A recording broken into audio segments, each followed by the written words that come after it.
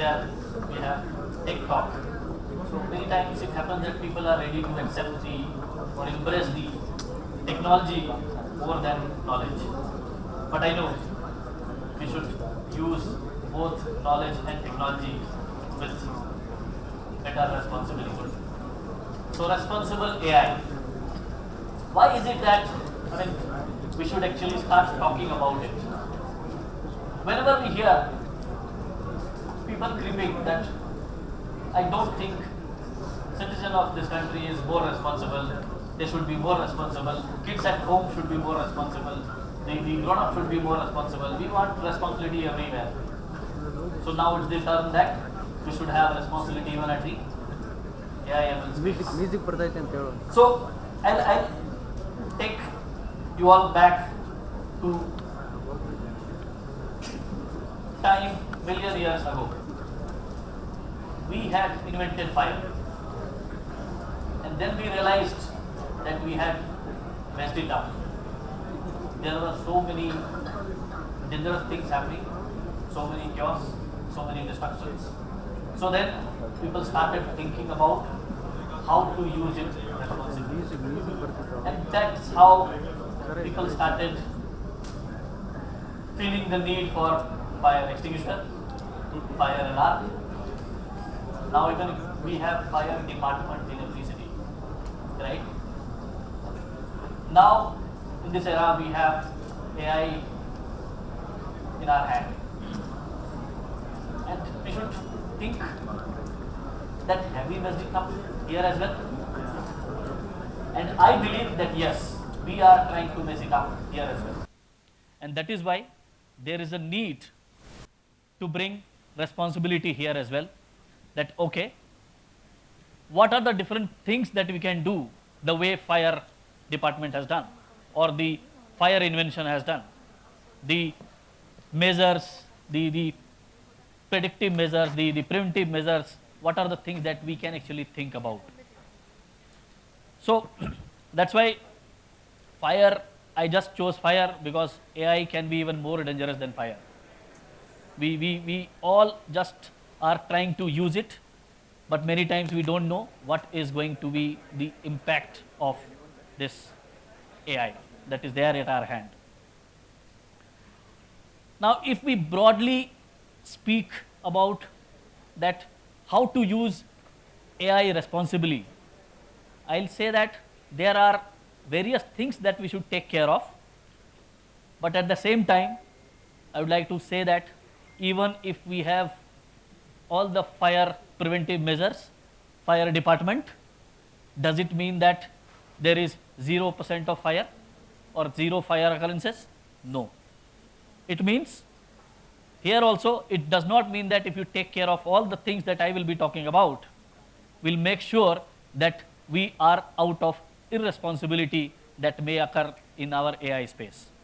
But yes, this is a good framework, good structural piece that we should follow and see that can we reduce irresponsibility to a great extent whenever we are trying to deliver any AI ML projects for our customers, for our society, for our country, whatever we can, for our mankind. So one of the most important piece whenever we are building any AI related solutions for a customer, first thing it always comes to my mind is domain. Let us think that domain is very important in terms of understanding how the solution should actually look like. Things will not remain same if the domain changes, even if the mathematics don't change. I'll go with all these things in detail. Second piece that we should be careful about is fairness and legal compliance. Are we secured enough in terms of that our model, our AI application, our AI solutions doesn't contain any piece where any legal thing is or any fairness is not there or it is being compromised? Again, we'll talk in detail even on this. Third most important thing is interpretability and explainability. All these P's I will take in more detail when we move further. Just wanted to give you a glimpse of 8 P's that we actually look at our organization, that how to make sure that our AI solution is responsible enough. So third is interpretability and explainability. Client doesn't want black box. We are expected to provide them the glass box. We may not be able to do that, but we need to make sure that we are as close to the glass box from the black box as possible. Fourth piece is data pattern mitigation.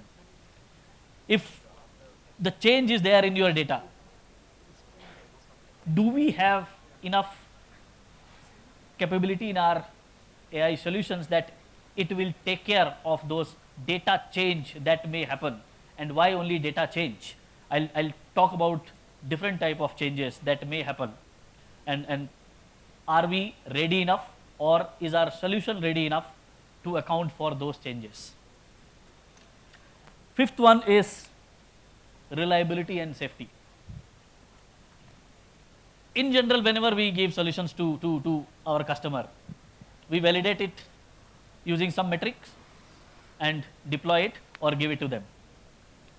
Does it mean that all the required back testing has happened in terms of reliability and safety of the solution?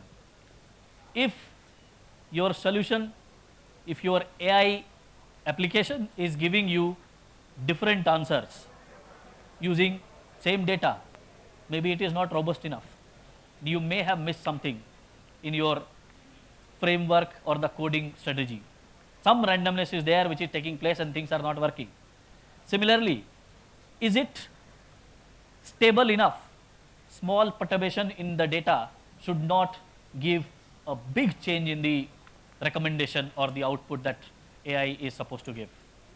It should not happen that, unless there is flood in Bangalore, it should not happen that in the morning Google was showing me 10 minutes and in the evening while going home Google is showing me 110 minutes.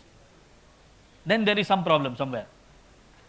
So we need to make sure that our application is reliable enough.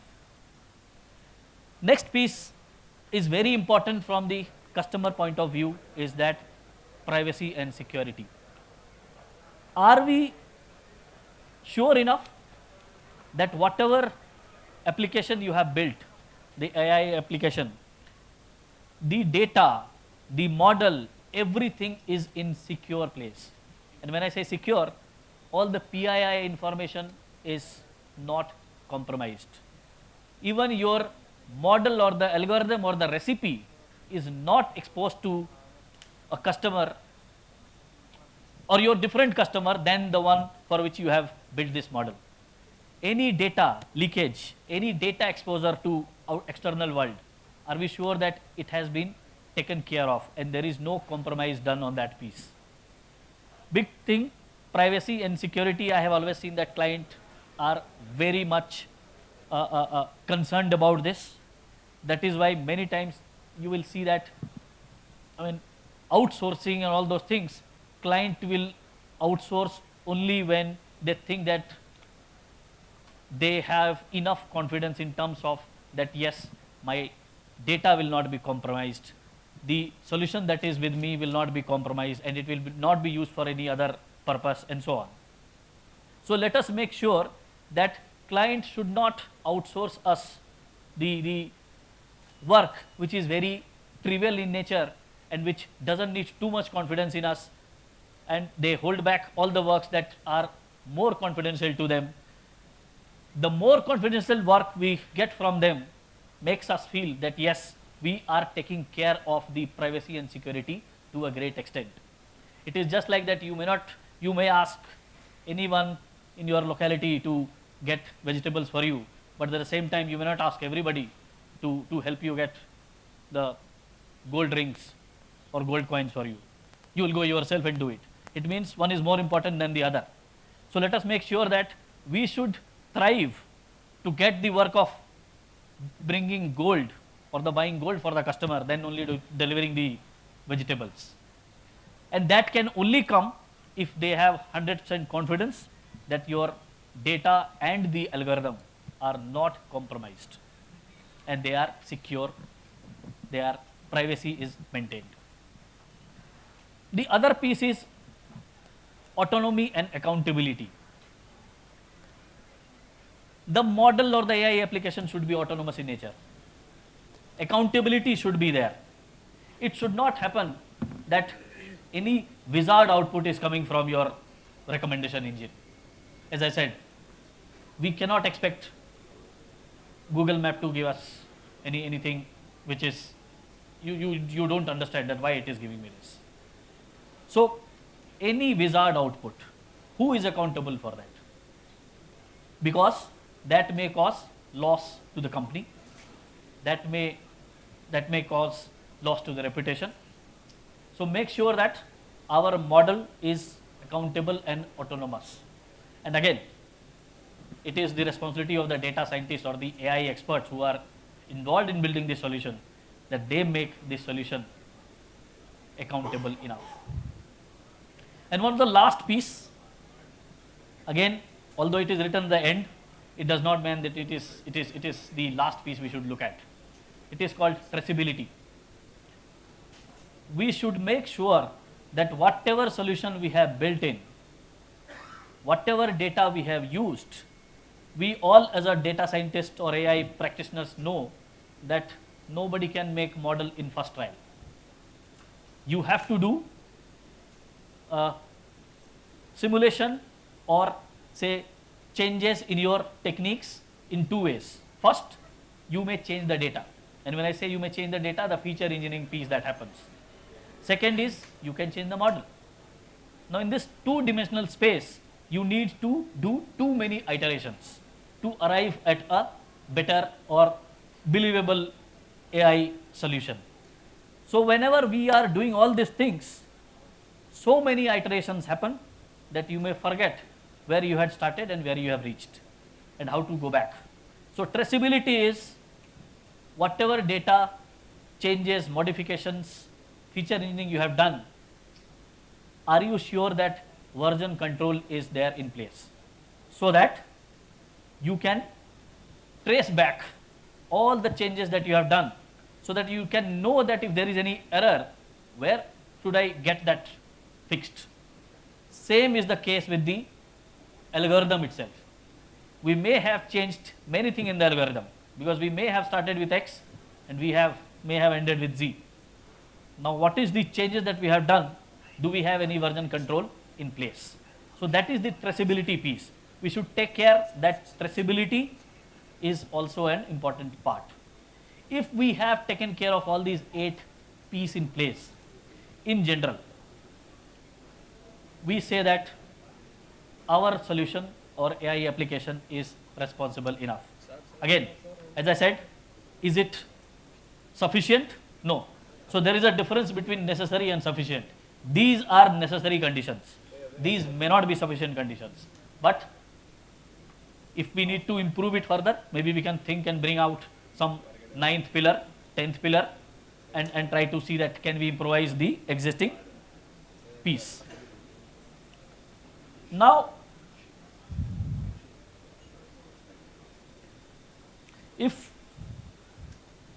I'll go back to the first piece that we were talking about, the domain infused validation or the evaluation that happens.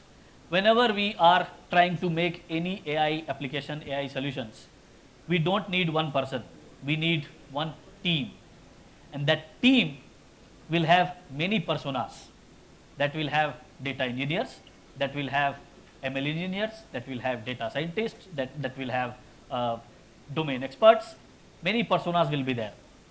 And we need to utilize those personas to arrive at a robust or the correct solution. Now in domain, what happens?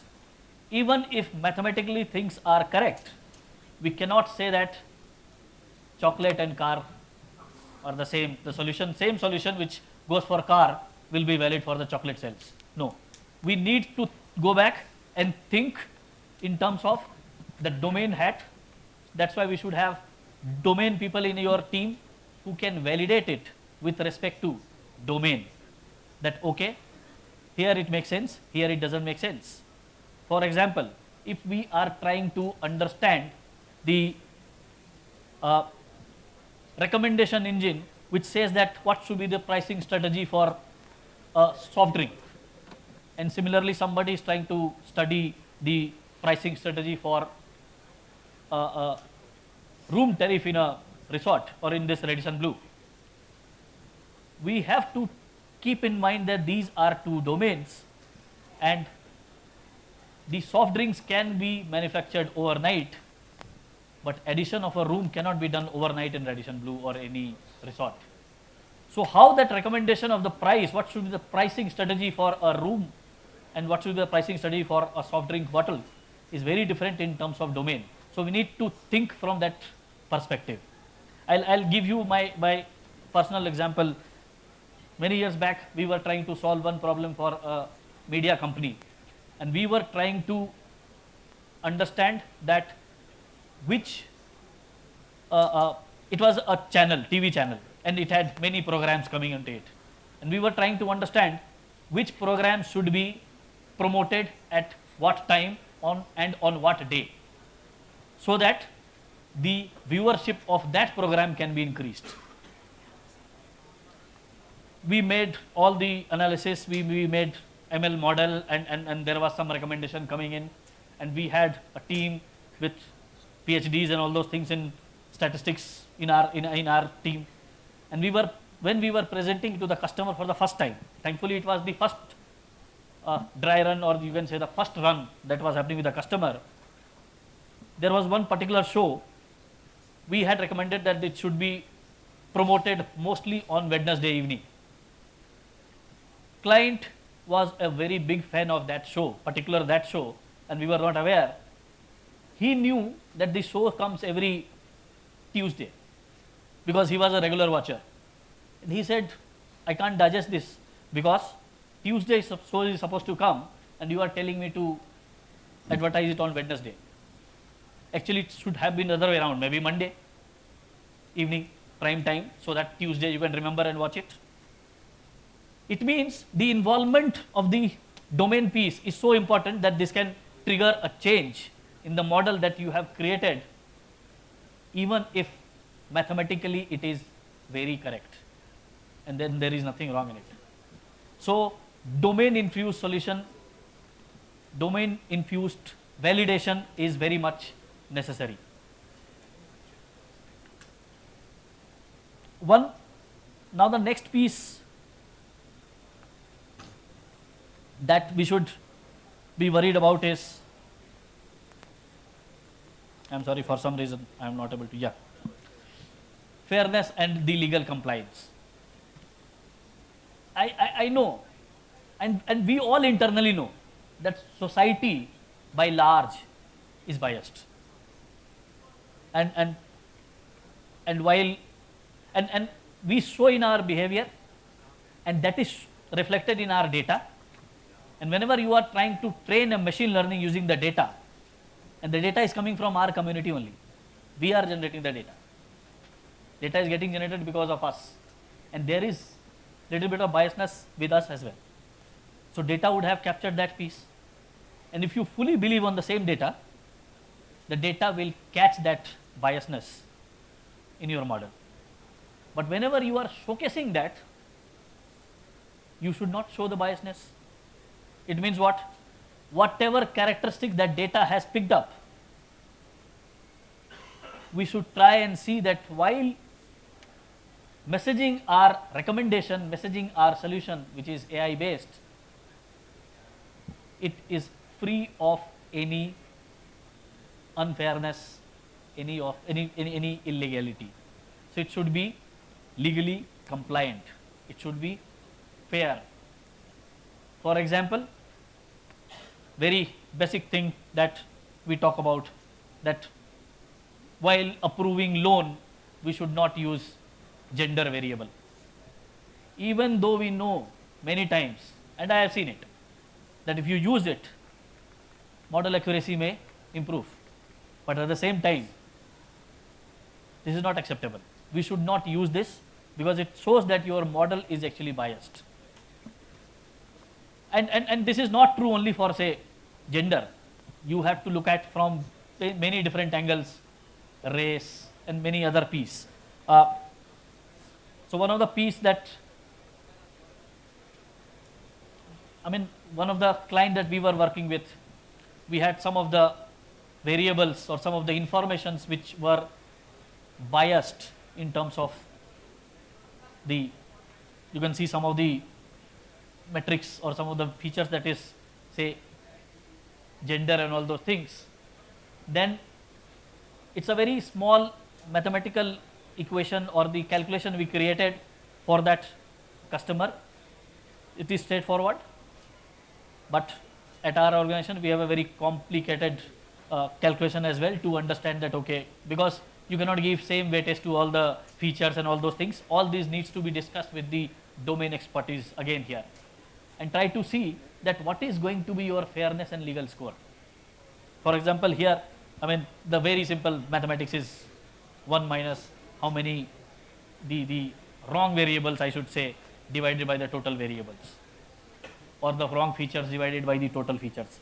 This is straightforward for this presentation, but yeah, we can use very complicated one and try to come up with one metric which can tell you how fair and how legal you are. Is it something that you will really believe on, that, okay, 100% correct? No. Entire AI, nobody can make a solution which is 100% correct, and everything cannot be taken care of. But this is a good step towards making sure that, yes, the solution seems to be not compromising on the fairness and legality piece. So we should always take input from experts, from the domain point of view as well as from the technical point of view. From domain, what are the dangerous features, and from technical piece, how can we compute the fairness score, and that can I use that score and convince the customer as well as our internal stakeholder as well as our internal team that, yes, this score seems to be good and we are okay on the fairness and compliance score, and we can go ahead. Same thing if we go to the interpretability and explainability. As I said, black box is not required anymore.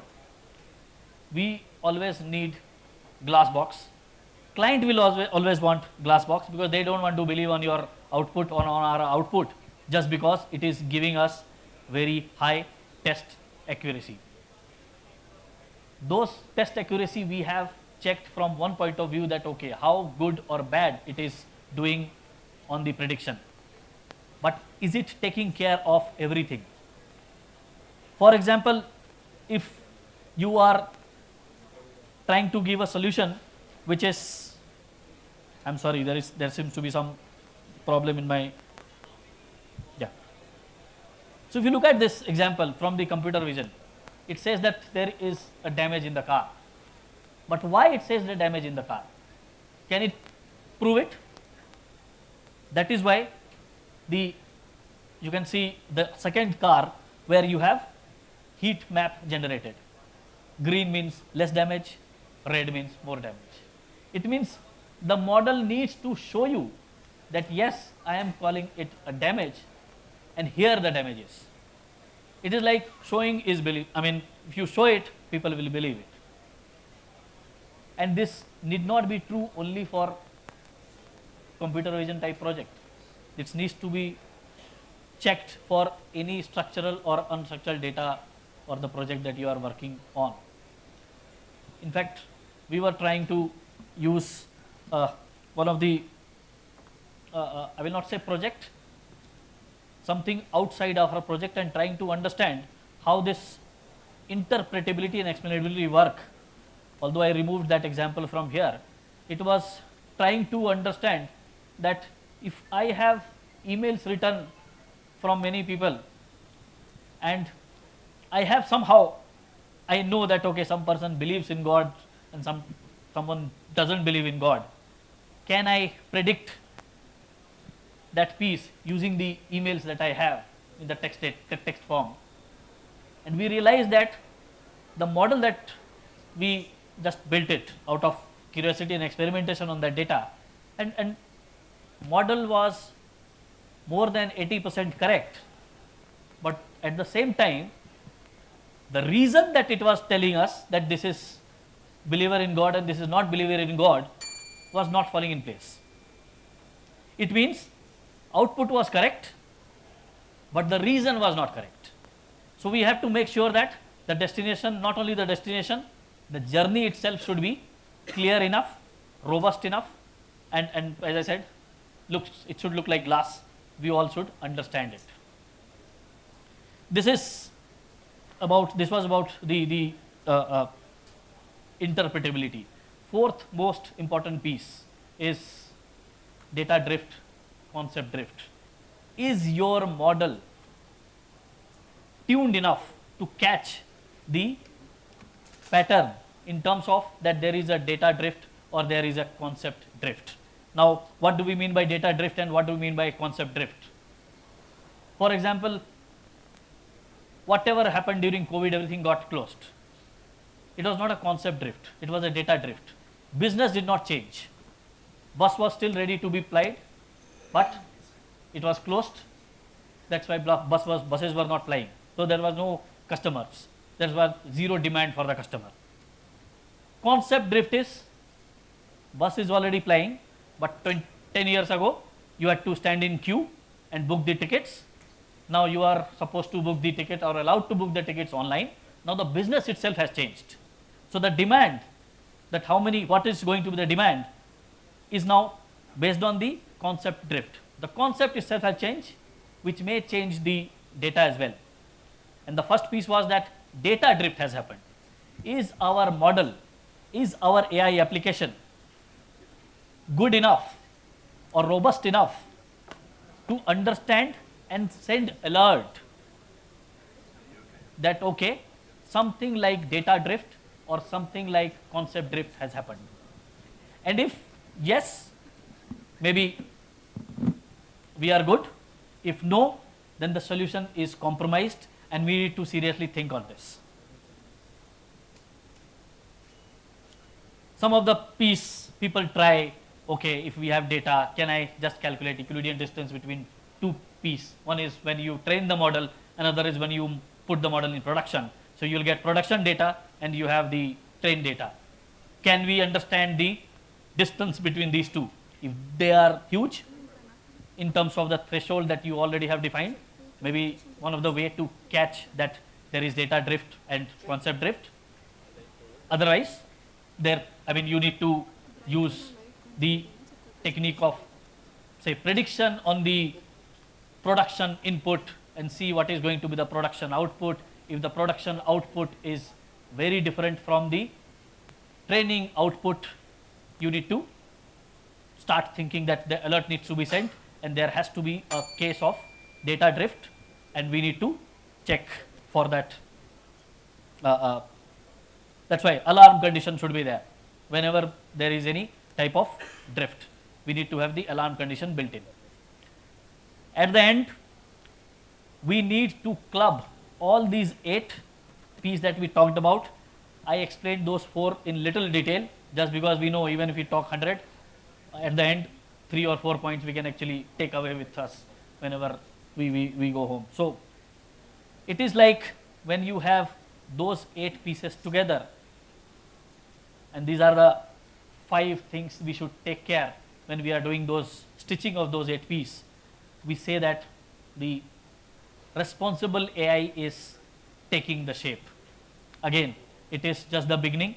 Maybe we need to do much more and create, as I said, fire extinguisher was just one piece, but then we had to do many different inventions and many different preventive measures. So maybe we need to work more towards it and make it look as if we are responsible AI practitioner in terms of that our solution is robust and free of any, as I said, legal compliance and all those things, and it is responsible. Thank you.